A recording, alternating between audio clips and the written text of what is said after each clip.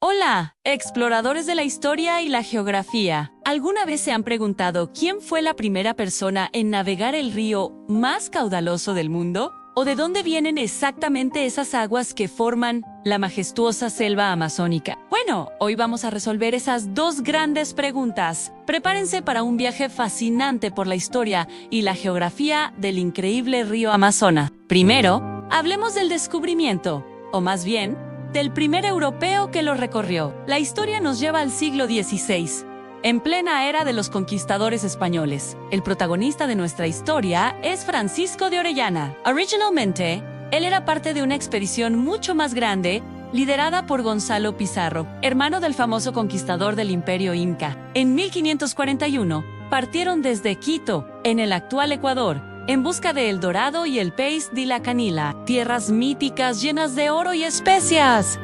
La expedición fue un desastre. Se enfrentaron al hambre, las enfermedades y la densa selva.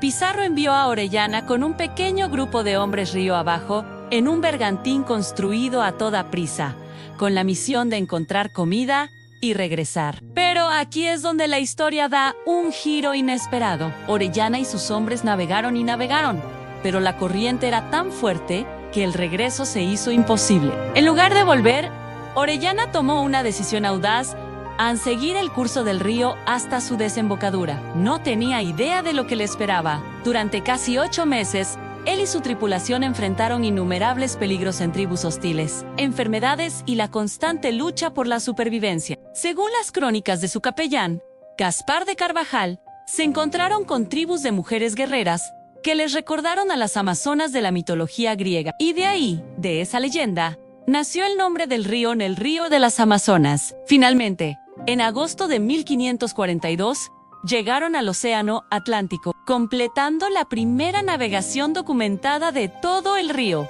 Así que, aunque los pueblos indígenas lo conocían desde hacía milenios, fue Francisco de Orellana quien lo descubrió para el mundo europeo. Ahora, la segunda gran pregunta: ¿dónde nace el río Amazonas? Durante siglos, este fue uno de los mayores misterios geográficos. Se sabía que nacía en los Andes peruanos, pero el punto exacto era un debate acalorado. Se propusieron varias fuentes, como el río Marañón o el Apurímac. Para resolverlo, se necesitaron expediciones modernas con tecnología avanzada como el GPS.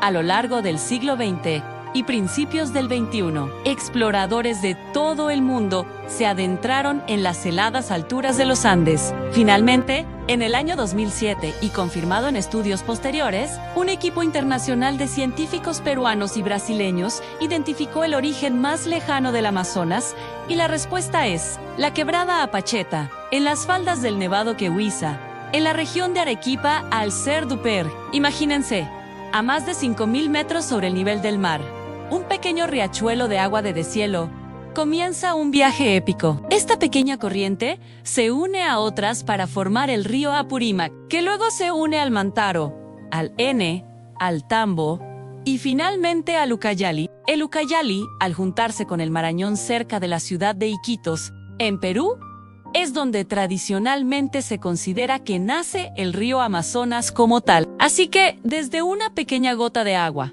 en una montaña peruana, hasta convertirse en un gigante que atraviesa casi 7.000 kilómetros y 9 países antes de desembocar en el Atlántico. La historia del río Amazonas es tan vasta y poderosa como sus propias aguas, un viaje que comenzó con la audacia de un conquistador español y un misterio resuelto gracias a la ciencia moderna. Espero que hayan disfrutado de este viaje por la historia y la geografía. Si les gustó, no olviden darle a me gusta, suscribirse y activar la campanita para no perderse nuestras próximas aventuras. Gracias por acompañarnos y hasta la próxima.